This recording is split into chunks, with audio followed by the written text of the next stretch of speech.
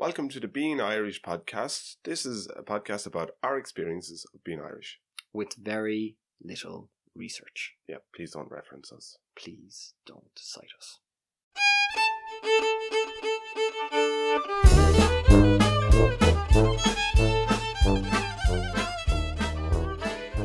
Welcome to the podcast. My name is Patrick. And my name is Padraic. This week we'll be talking about traditional Irish music. Yay! Can't wait. So most of us probably have a favourite group, Beyonce, Nirvana, maybe you're into opera. But if you're Irish, there's no getting away from the diddly-eye music. It's what we were raised on. Yeah. You know, you've always, I don't know about in your house, but in my house, occasionally there'll be a shh, turn up that television. There's a bit of culture on the television. And I hated it. I was like, for God's sake.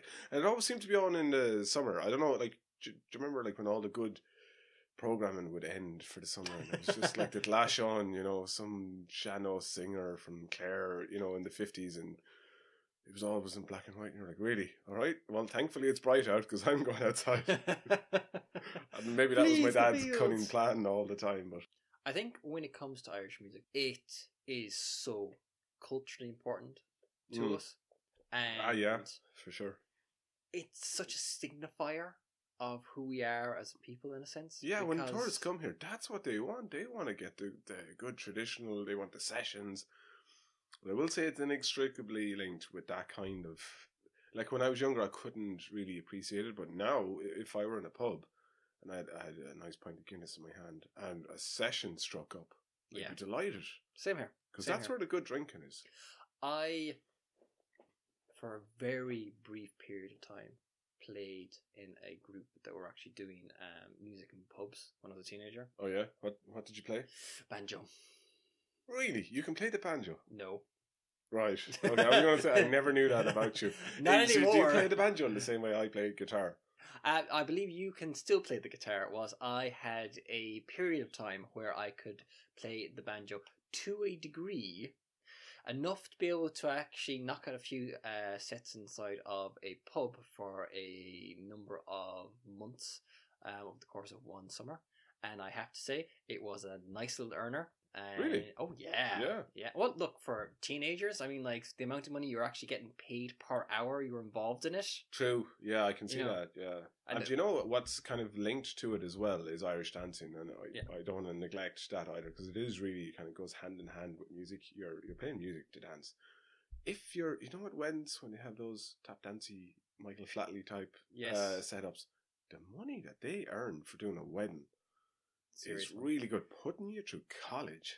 I have been to 2 weddings where the brides have been involved in doing like set pieces of Irish dancing.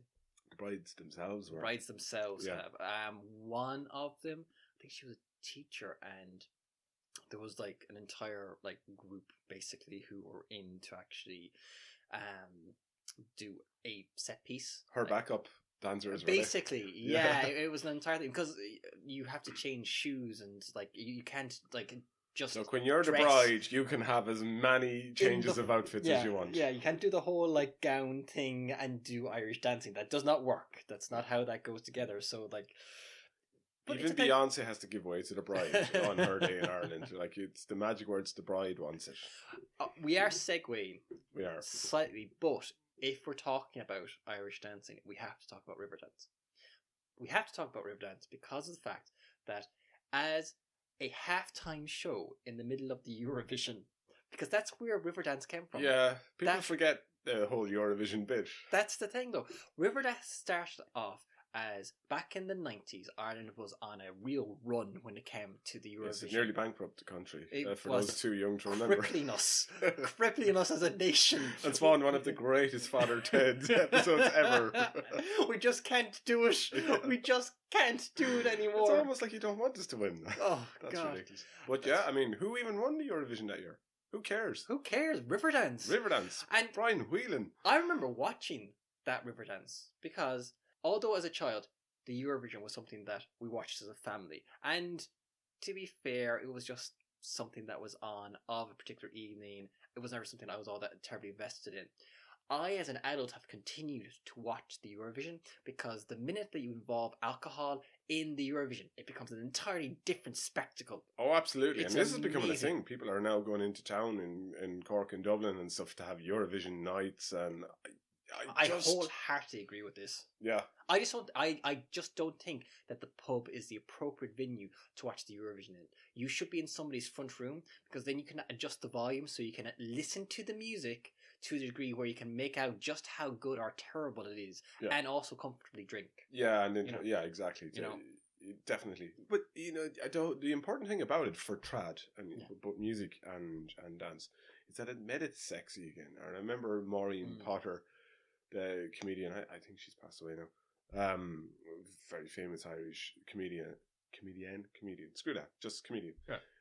Who I always thought was absolutely hilarious. Did a great sketch on the whole Michael Flatley thing, and she's like, "Oh, I want you to take up Irish dancing," and the young fella's no. I go, so there'll be all these lovely, sexy Colleens with their hair behind you, and he goes, "Oh, you're interested now, are you?" Very funny sketch, but do you remember years ago? The whole thing was hands down by your side, and that was it, and off you go. And then Michael Flatley was there, and he was swinging his hands around.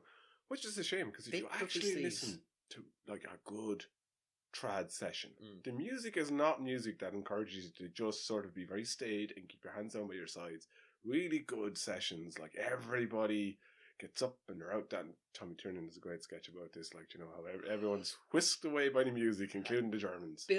Building up towards that moment, I think that's the way he actually describes it. It's it's the sad song. But it builds up as the music and the crack and everything gets going, and there's that peak, and almost you're in Nirvana. We're almost spacefaring paddies we were meant to be. Yeah, it's that a good Irish pub session, which is a racial slur. That's okay if you are actually Irish. That's ours. Yeah, it's our word or my word. Is the closest you might get to what Nirvana means to an Irish person. And I have to say, on a really great session, it's just fantastic. And I will say that if you're coming to visit Ireland, please don't just go to say, "Oh well, I was in Ireland. I stayed in Dublin for a week," and there's nothing wrong with that, but in my experience, the really good sessions have happened down the countryside, and one of the best ones I've had recently was the aftermath of a wedding. I like it how it wasn't the after the wedding; it was the aftermath. The aftermath of a wedding, this was 4:00 in the morning or something, right? The bride side were all fairly musical, great singers, all that kind of thing. The groom side, while the groom himself wasn't that musical, his side came with an arsenal of musical instruments. Yeah, I'm not even joking. They had banjos, guitars, wind instruments I'd never seen before.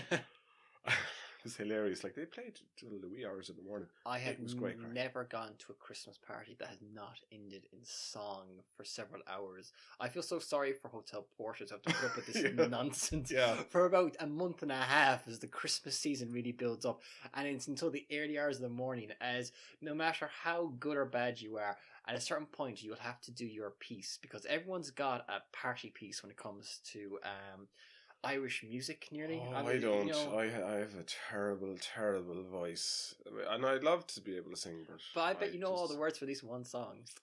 It's probably a modern song, I'm sure. Doesn't matter. Yeah, doesn't matter. No, the entire point is that you're contributing. Yeah, you're contributing. I can hum as well as the next guy. Yeah.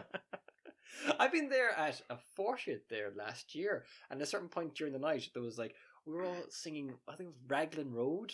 Oh yeah, and I love that song. And this is the thing, though, I don't know all the words to Raglan Road. I did at one stage, but it's a long song.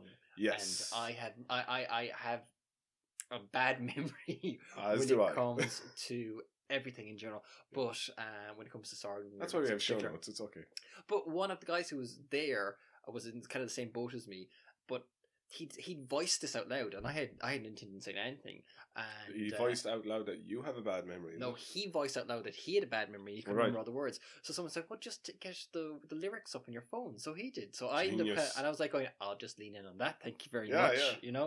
Can we project that on the wall over there? Yeah, exactly. If we could do that, can we cast it? Is that doing? Can we move with it? You're in for a hardcore session when someone passes around a plastic binder, with the plastic pages in it.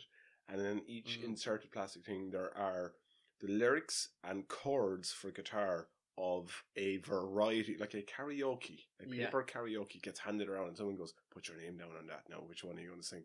I actually nearly fell off my seat when someone handed at 3 o'clock in the morning. I hadn't known it was going around.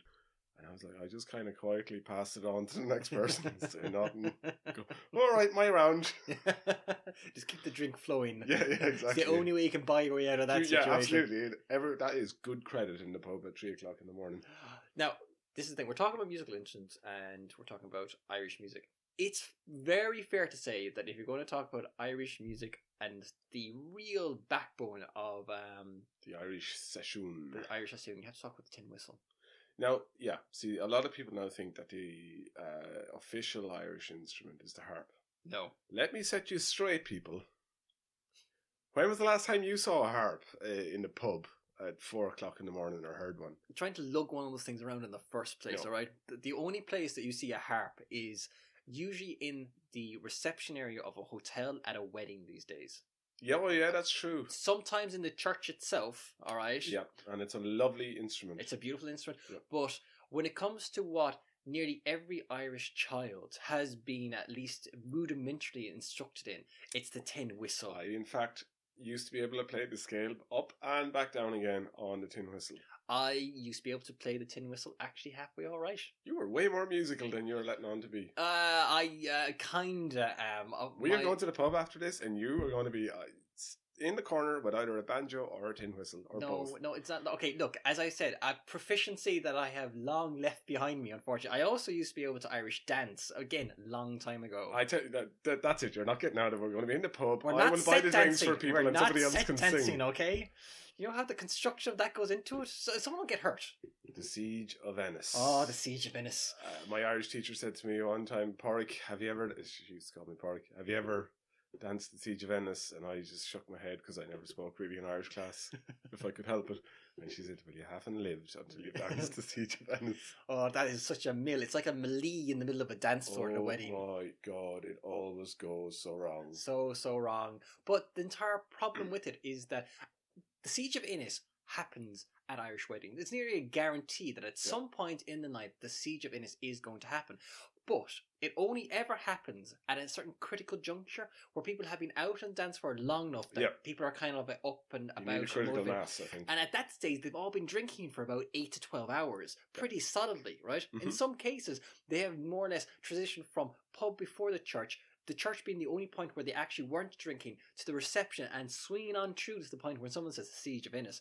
So at that point, the majority of combatants, I'm not going to say participants, combatants in the Siege of Ennis fair description, are fairly well liquored up, and they were never actually instructed in the proper way to take part in the Siege of Ennis. I have no clue how you dance it, even though I've been in it repeatedly. Yes, because we all know it from Irish weddings, where everyone's doing it when they're blind drunk. Yeah, you just copy that person over there. Exactly. Yeah. So largely it just involves into a lot of people holding hands and just kind of swinging in and out. And the music's very high octane. Well, they have to keep up the pace. Yeah, down that floor as quick as you can and back up and then when you get to the other side, you're finished.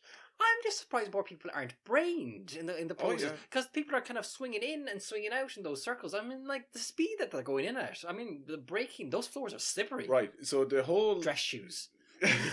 And talcum powder. Oh God. When you see someone going around sprinkling the talcum powder on the dance floor at the start of the evening, you're like, we are in for some serious dancing. Hotels specifically stop people doing that because...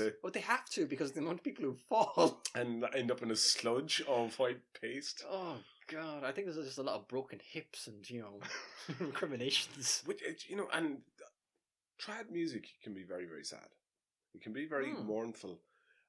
And of course, like any genre, it runs the gamut of fast-paced or melancholic or whatever. I tend to just like the kind of fast-paced stuff.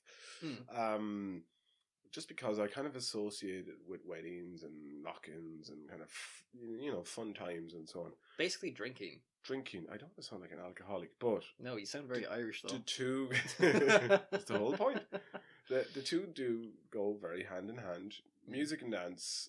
And then with drinking, and usually always around some kind of celebration. Whether it's just the fact that thankfully it's Saturday, or a baptism, or a wedding, or a funeral, or a confirmation, or just a big family get together, or a death. I did funerals already. We did. Death of a cat, death of a pet, death of a prize bull. Prize bull. Just not saying. from a farming background, so I don't know Deep about emotional that connections. Yeah, but I think we should talk about Clare very briefly. Okay. Clare, the county, not Clare, the person. Not a Clare that you may know from next door or something. On. County Clare, sort of synonymous with traditional music here, and a lot of those programs I referred to from wherever RTE's archives would have been shot in Clare, specifically in Doolin. It has a great cultural heritage. What's the Christy Moore song? We're all going down. Listonvarna. Listonvarna. I was going to say Listonvarna. I was like, wait, is that the right song? No, that's definitely the right one. If you want to talk about Irish music, though, you can't just confine yourself to trad music. Whilst trad music is what is traditionally associated, especially from the outside looking in with Ireland, Irish music does have a bit more of a gamut. So we have a number of indigenous acts that don't exactly fall into the trad kind of category, but are very, very Irish. Like very influenced by the traditional heritage. Christy Moore is the one that you brought up. The Saw Doctors, for me growing up, like they're, I don't know, are they a pop band, a rock band, a trad band? They combine a lot of all those elements. Yeah, it's hard but like the N17, great song. an anthem, and a song that you will hear in any good Irish pub at a certain point in the night. And I used to love her. I used to love her. I dare you to find somebody who hasn't, like an Irish person who doesn't know what those songs entail. Yeah, and they are so stereotypically Irish. Yeah, but they are. We love them though. Yeah. And okay, it has to be mentioned. I know the words to those ones. How about Italian 90? The I don't know what the proper name is. Horselips, is it? Horselips, yeah. That fast, very famous. Ole, ole, ole. Oh no, ole, ole. Yeah, I mean, well, like Horselips, yes. The entire thing with that is a song that is played in pubs, in clubs. That is played, and it has literally a part of the song is a Jack Charlton commentary that's been kind of like cut into it. We should do an episode on Italian 90. Oh, and the cultural significance of Italian 90 is so insane. Yeah. Have you ever watched Moonboy? I have. The episode about Italian 90. Yeah. It says an awful lot about it. And I lived through it, and I lived through it, yeah. Really, really into soccer, actually, at that age of my life. I know you don't know me as someone who's very, very sporty, but all the way up until I was about 18 or that, I absolutely loved to play soccer. No, not so much watch it. Unfortunately, I was never as musical as I was sporty, and I'd actually like to be more. But what are you going to do? Well, look, you know that when it comes to sport, whatever the sport version of a Luddite is, I think that's very fair. A gamer. Yeah, a danger with a football. But even I know Packy Bonner. Even I know Packy Bonner to see. I've actually met Packy Bonner. I wonder is he musical? He's a very big man. He's a very big man. He's a very tall man. Yeah. I wouldn't think he plays a stringed instrument. I'd say he has very big fingers. You know, as tangents go, this is definitely one of the weirder tangents that we've ever gone into. Let's bring what it back. Instrument Packy Bonner plays? So Paddy, I think, is going with what? The accordion, maybe. Yeah, Bowron, yeah, possibly. Yeah. Let's ask him next time we see him. Yeah, I say next time like I've ever met Packy Bonner. Also, if you're going to talk about the accordion, though, Sharon Shannon, I actually was just about to bring up. Infamous. Very well known, very well respected. Very well respected, and particularly her version of the Merino Waltz, which a lot of people might not know the name of, but it is that lovely lulling piece of music that was on Bord na Mona Briquette's ad. Sorry, it's okay. Assaulting your ears, but you'll know the one when I know you hear the song you're talking about. A lovely piece of music that straddles kind of pop and trad as well. My father loves Sharon Shannon. Because I also played the accordion when I was younger. You're like a one-man band who dances. At a certain point in time, I would have had one instrument or another that I was learning to play, because my father, who does not play any instruments, was very keen that we did learn how to play Irish music. So Right. myself, my brother, and my sister all played the tin whistle at one point in time. We all learned to play the accordion at different points in time. I learned to play the banjo. My brother learned to play the guitar. He also plays the drums to different degrees. Yeah. You know, we were never very serious musicians, but there was an appreciation. I think that says a lot about like how important music and even trad music, even that, like, if you know that you might never stick with it, you want your kids to give it a go at least. I regret that I didn't stick with it more now. I still think back, because I never had that. I don't think I had the genuine interest, because it was something that my father wanted us to learn, so there was always that there going first. And I was never very naturally talented when it came to playing any of them, so I was never particularly like good at any of them. I got to a certain level of proficiency. That was about the height of it. But I regret not putting in more effort now, looking back. Yeah. I wish I had actually mastered it and maintained it to a level now. It's a little bit like the Irish language in that you'd love people to be really good at it, but trying to convince people at that age that they'll thank you later on in life for you know the efforts that you put in. It's a bit... It's just, for me though, when it comes to Irish instruments compared to the Irish language, I'm just have, for one, I have an awful lot of sympathy, and with the other one, I still wake up in the middle of the night, you know, sweating. Yeah. So some differences, some subtle shades of grey when it comes to feelings. In Costa Rica, right, and he was our guide when we were there. I had no idea where Ireland was. We tried to explain it. You know, it's beside England. And he was like, I don't know where that is. I was like, we're speaking English. How do you not know where England is? And it turns out, right, the following day, we've been chatting to him a good bit at this stage. He was like, oh yeah, I play this musical instrument. I can't remember what it was. And he started naming all of these Irish acts that he loved the music of. I was like, wait, how do you know what Irish music is and you don't know where Ireland is? He goes, oh, is it Irish music? I learned it from a Spanish guy. I really love it. I can't get enough of it. And I was like, here we are in a jungle in Costa Rica, and there's a guy who is entranced, like absolutely fascinated by Irish traditional music.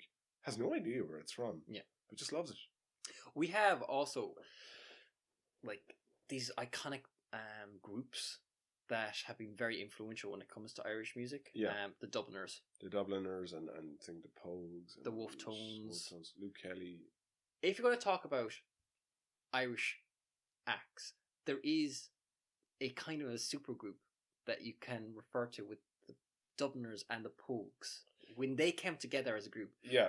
Because like the travelling Wilburys of the Irish music scene. It's kind of, because if you saw them all on stage together, there were a huge number of people. Them, yeah. That's a lot of beard. And the Irish Rover, which is a magnificent song, especially when you've got that many musicians playing at that fast a pace. And they're outstanding musicians. And the music that they actually played, and the entire atmosphere that was even there on the stage, you could see that they were enjoying themselves when they were actually recording that song. Because there's a live recording of that song that you can look up on YouTube if you want.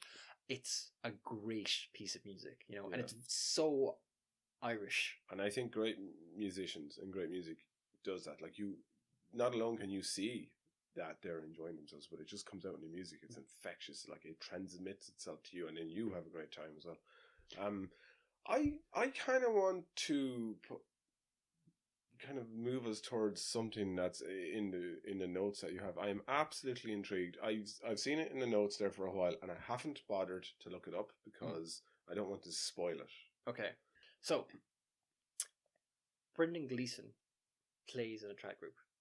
I did not know this. This is why I was like keen to cover this, and I saw that, and I was like, you know what? I could Google it. Could just wait and see. It sounds amazing. I love Brendan Gleeson. Yeah, I actually saw him play with this group in the Triskel in Cork. I think 2 years ago now. Yeah. He's a very talented musician. It's not something I think that's very well known about him, but he's a very talented musician. Outside of just being a very talented actor, and a teacher.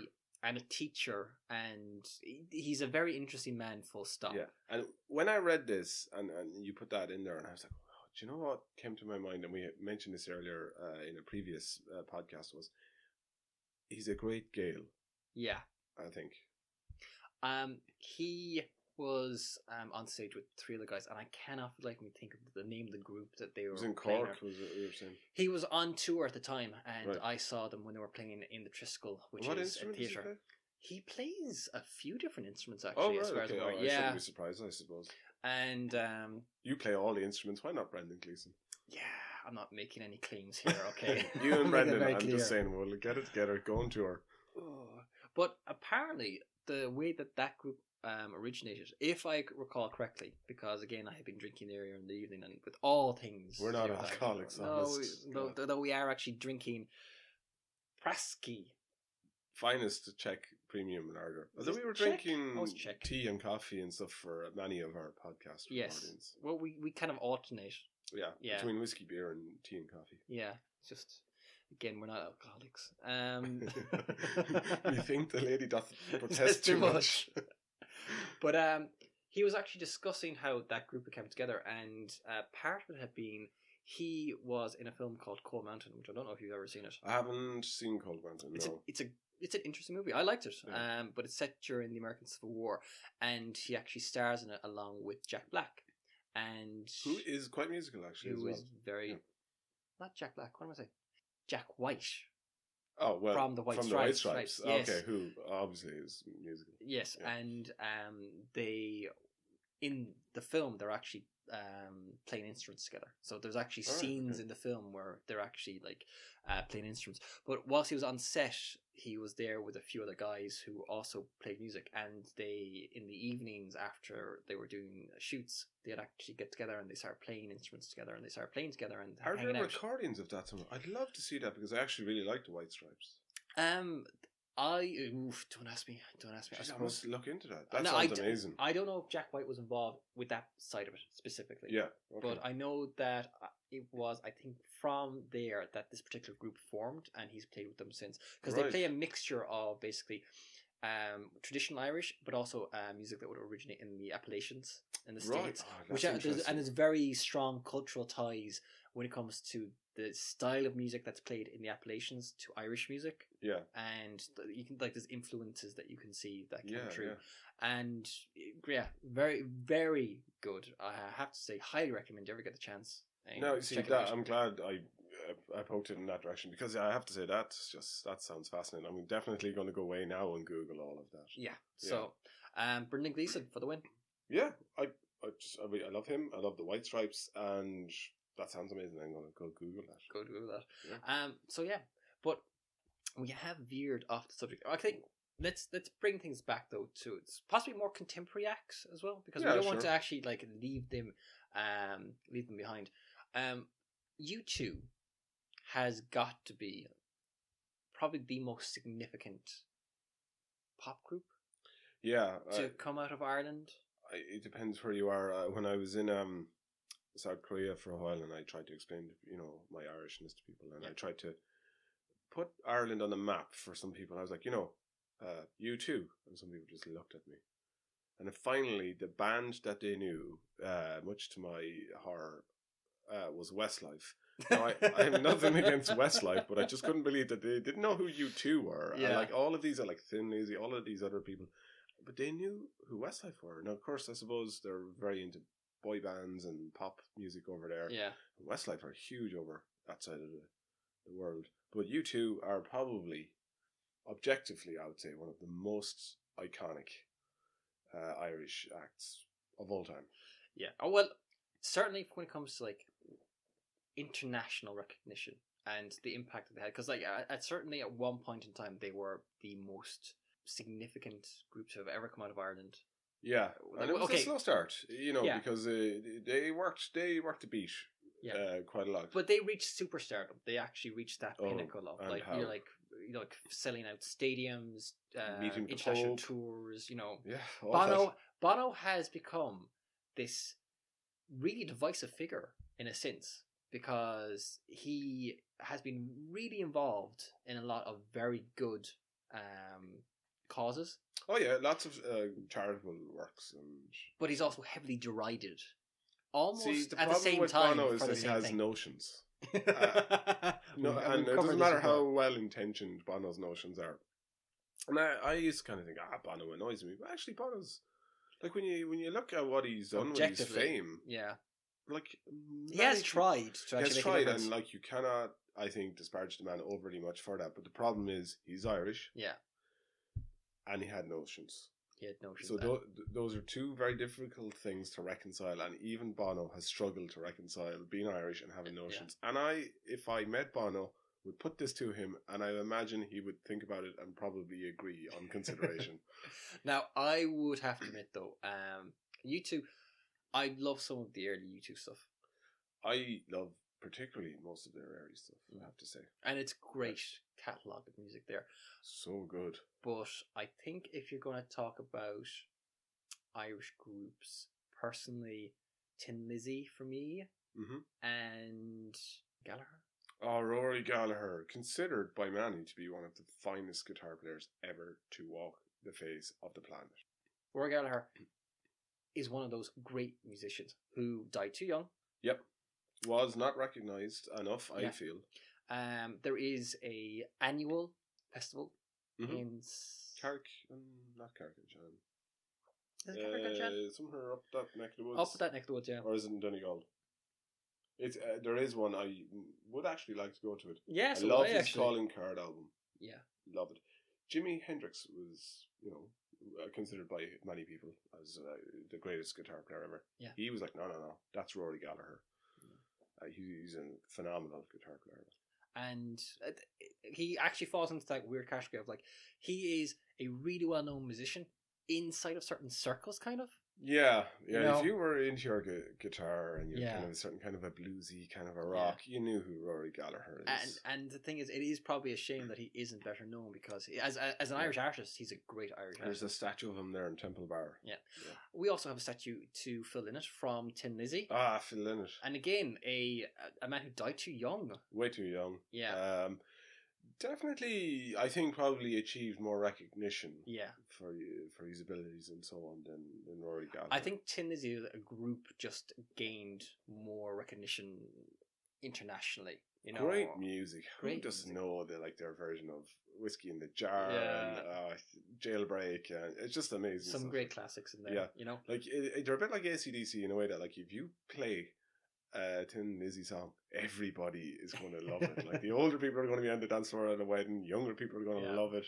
It actually bridges that gap. It's just got a great resonance to it. Yeah, great energy, great simple licks that are just done with loads of energy and passion and clever songwriting and waxing very lyrical now. But I have to say, I went kind of on a big spree of Irish music recently because there was kind of talk about that there should be a policy nationally that 40% of all music played on Irish terrestrial radio stations should be Irish. And I was like, Like, on the one hand, I mean, that's a complex thing to unpack, but, there's protectionism and that. And on the other hand, I thought it was a great excuse to sort of explore all kinds of Irish music. So I put up 40 reasons why, 40% of music on the radio wouldn't be such a bad thing. And I put up 40 different acts. It actually turned out to be more like 50 because there was so much choice. And I put up stuff like Sharon Shannon and Mundy, U2, and there's loads of modern stuff like Lisa Hannigan, and we actually have tons of like modern rock. Snow Patrol, the Coronas. Love the Coronas. Yeah. Really, I loved and I don't go on about this, but my God, a song about being hungover. My God, will surely save me from this terrible hangover that I have. Check it out; it's a good song. As you were saying, Two Door Cinema Club earlier on. Lovely fast pop kind of. And there's a weird Irish connection that we have with certain acts. Oasis, for example, both of the Gallagher brothers. Very strong Irish connection there, and they were very happy to acknowledge that connection. It was they weren't. They were on the Liam was on the Late Show talking to Gabe Byrne many years ago, and I think was it his mother or his grandmother was Irish. I can't remember which. And more recently, and probably most significantly for some people, Ed Sheeran and his Yeah. love of all things Irish. And But, I think I mentioned him before, like turning some of these songs into the Irish versions. and he's insanely popular over here. Like, and he's just fairly recently released Galway Girl, Mhm. which I thought was just a cover of the Galway, like the classic the Irish classic song. Galway Girl wedding song. But no, it's totally different. And I like the fact though that he's actually like, okay, yes, he's taken the name, but he's actually made it into something distinct in its own right. And it's a nice song. It's a new spin on it, and it feels quite Irish. Like listening to the lyrics of it, it actually feels quite natural, because it was like the basic premise is like an Irish girl like meeting up with an English guy and them hooking up basically after going on the piss. Of course. So I made a kind of a sideways remark earlier about opera. Yeah. Now I was kind of joking, but not really. We don't have a great opera connection in Ireland. I don't think, but no. But like we do have opera in Ireland. Yeah, absolutely. Yeah. That's the thing here. But we do have a good history of tenors. John McCormack, born in Athlone, one of the most famous singers of his day. Okay. Is it so wrong that I immediately went to those priests? Because I know there's an Irish priest group who sang. Oh, yeah, that's right, yeah. I have no idea what they're called. I just know that they were priests and they sang. I can't remember what they were called either as well, but they're popular. They're on CDs and stuff. Probably. Yeah. Go back to McCormack. Singing priest. But John McCormack was just huge, like a rock star of his day. Okay. So I know we talk a lot about rock and traditional Irish music and pop music, and that's probably where we're quite good.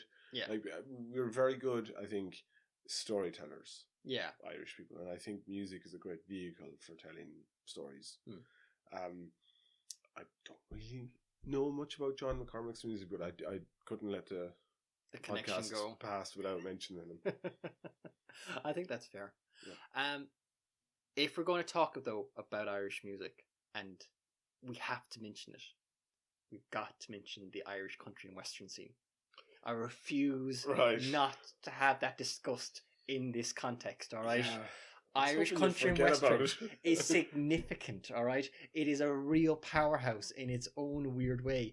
And I come from the West, and I grew up in a house where at the time it was Midwest and Northwest Radio. It's now just Midwest Radio. All right. They lost the Northwest Bliss, and they were very, very angry about it. Oh, political straight away. It went pop. Yeah. But the entire thing was, I grew up in a house where country and western was on the radio all the time. While it's weird to say, well, I find it weird to say, or I find it weird to think about in a sense, country and western has really come back in a big way. Like, there was that phase, the line dancing phase. Oh yeah, Dustin on the Den was always like, it was his guilty pleasure, really, wasn't it? Yeah. But we have a country where Garth Brooks came to Ireland to promote a series of concerts he was going to do here, and he was going to do them in Croke Park. And initially, I believe it was going to be 2 days. I think so, yeah. And then it went from 2 days to 3 days to 4 days to 5 days, and each day was a sold-out show. And Croke Park has a capacity of something like 80,000 or something like that. I think it's about 80. Yeah. I mean, like, I'm not sure exactly. The tickets flew out the door. You have no idea. People were coming from places like New Zealand and stuff. Yeah, to actually go to these concerts. That was going to be the start of a comeback tour, I think, for Garth Brooks. I was getting frightened about what was going to happen to the city. But the issue was, they didn't actually have permission to have that many concerts. They thought they did.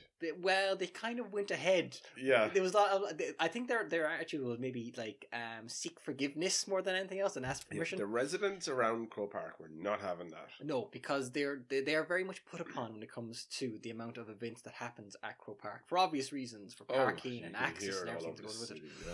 But in the end, the concerts didn't happen because of these objections. But in the meantime, it turned into literally a matter that was discussed, I believe, in the Dáil. People were calling upon the Taoiseach to intervene. And you're like, hang on there now. There are important, international policies to be agreed on. There's, tax, health. No, Garth Brooks is coming to Ireland. Like, Garth Brooks, we have tickets, all right? Make this happen. And people were outraged. The fallout from it was insane. I was avoiding mentioning it in taxi rides, I have to say. I was like, I'm not even bringing it up. I'm not getting sucked into this. Why don't we talk about politics or religion instead? It's safer ground. Quite possibly. Yeah. But Irish country and western is a significant scene, and it has produced a number of very well regarded artists, like Nathan Carter. Very, very well known. Is he the something wagon wheels? Is it?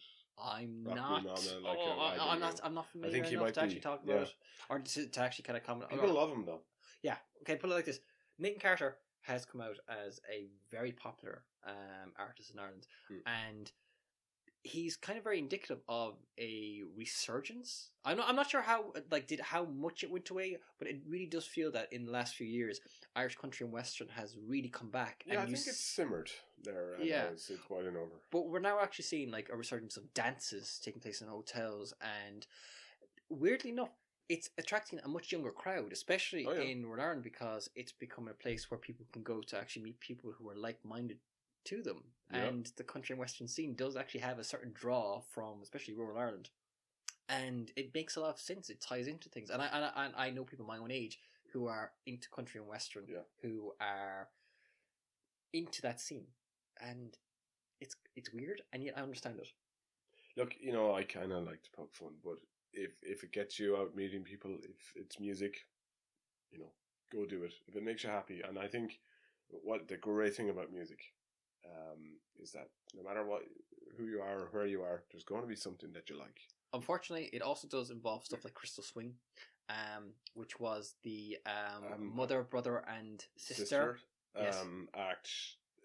Which I can see the kind of catchiness of the song, but the video, it just made me cringe a little bit. Well, the entire thing was like the brother and the sister were basically singing a western song, which basically it's a love song of sorts that they're singing to each other, and it just had an awful lot of vibes going on to it. Yeah, it was just like, this seems like a song that's a lot about really regrettable and possibly incestuous decisions being made, and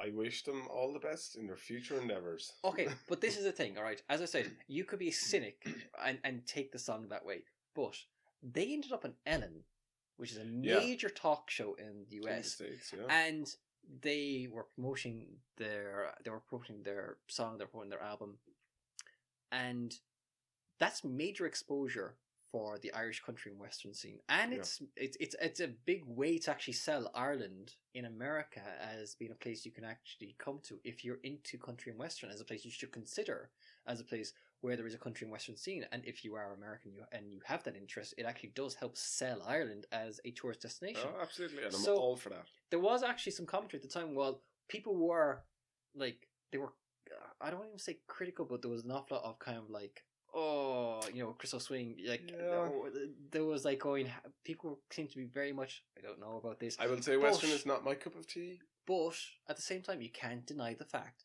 that just because it's not your thing doesn't mean that it doesn't have a place. Oh, absolutely. Look, if Ireland, you enjoy it and other people enjoy it, you're out on the floor, you're having a crack. Leave it at that, I think. I used to, when I was younger, I was particularly a bad music snob. I was like, oh, you don't listen to Radiohead. Oh, God. I like Garth Brooks.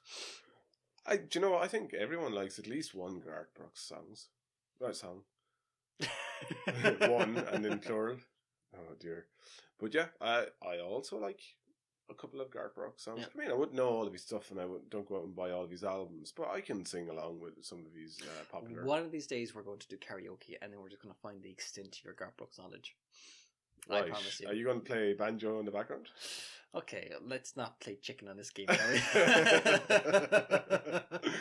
Oh dear. Oh dear, indeed. Have you got anything else? No, I think we've done a pretty fair sweep of the Irish music scene. Yeah, I think that's fair. We covered a lot of the big ones, and I think particularly, and I'm glad it came up, just what it means to us, like particularly that we try to impart it to our children, and it's something we want for our children. And I think if you ask a lot of people, what would you like your kids to be able to do? There's probably a lot that they'd like them to be happy and healthy, and they might want them to be able to speak a language or two. Quite often they'll want them to be able to play a musical instrument, maybe a traditional one. So That for me basically, says a lot. yeah. So basically, tin whistles in all our futures. Yay for tin Yay. whistles. And I think that's it for this week. Yeah, thanks for listening. All right. Talk to you again soon.